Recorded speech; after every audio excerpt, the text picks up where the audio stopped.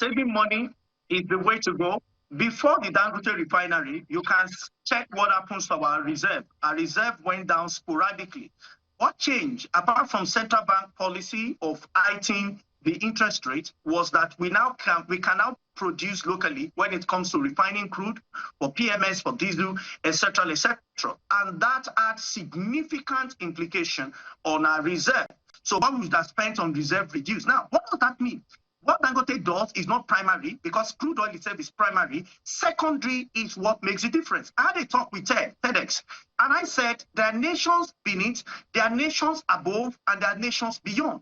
Nations that operate only on primary, that is agriculture, that is not processing, crude oil, that is not refining, consumption without production, especially as it has to do with manufactured goods, such nation will remain beneath. Nations that will be above will be those who understood what South Korea did by converting some of their raw materials into finished goods through manufacturing and selling to the population and the rest of the world. They will be like Japan, that took electronics very serious. They will be like Germany, just after the war, a nation that was in shambles, that just reconciled the West and the East together and started major manufacturing. Today, when Germany comes to your mind, what you remember is German machine. That is a product or an output of manufacturing. The miracle, the economic miracle of Nigeria that we expect as a nation, whether you are in the north or in the south, whether you are in the east or you are in the west, is in manufacturing.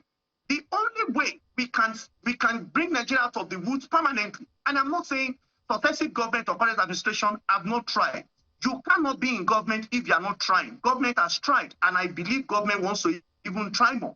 But trial must be targeted towards something. All attention must be focused on something. Must be towards manufacturing. It must be towards production. When this happens, our reserve will be more. Central bank will have confidence to now, quote and unquote, have more cover for importation. So now,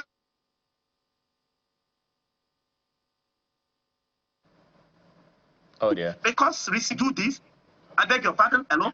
The yes, more we go ahead. This, we lost you for a bit. The more we have seen this, yes, so sorry.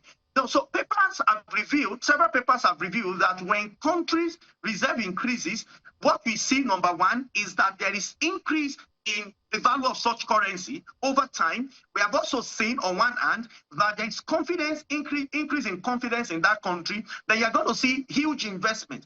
It is investment that matters, not just a portfolio investment, even though that is okay, but most importantly, investment in the real sector, investment in processing, investment in refineries, investment in production, in fabrics, etc., etc. That will only come when our orientation changes from where it was to where it should be. Perhaps we have a golden opportunity now that next sentence has been largely liberalized, subsidy has been removed, things that might be as undue, quote and unquote, have been removed out of the way. What we need to do is now to make the environment more attractive, combating security. Government must take the lead.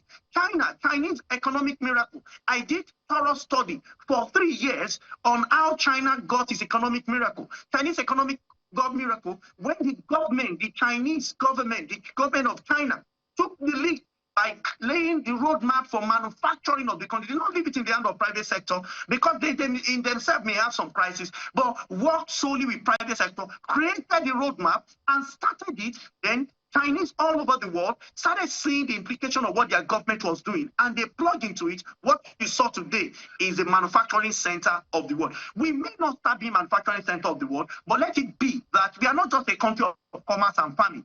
We're a country that has not sandwiched our growth. We're a country that now say we want to be the manufacturing center of the entire African continent.